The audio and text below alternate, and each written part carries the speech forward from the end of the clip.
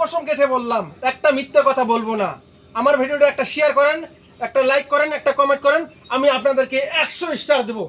কালকে এই ধরনের এলাকায় ভিডিও দেখছি এক ভাই, আমার মনে হয় যে উনি পেশাব করি কুলুক নেয় না, তো ওনার অবস্থা দেখি ময়া লাগে। তো ভাই এই ধরনের কথা কয়া আল্লাহর কসম কেটে আপনারা ভিডিও শেয়ার করে নেন, নেওয়ার পরে একটা স্টার দেন না, একটা ফুলের ভালোবাসা দেন না। তো আল্লাহ তাআলা এখন বলেছে যে আমার কোনো বান্দা যদি দুইটা অঙ্কের গ্যারান্টি দেয় আমি তাকে জান্নাত গ্যারান্টি দেই।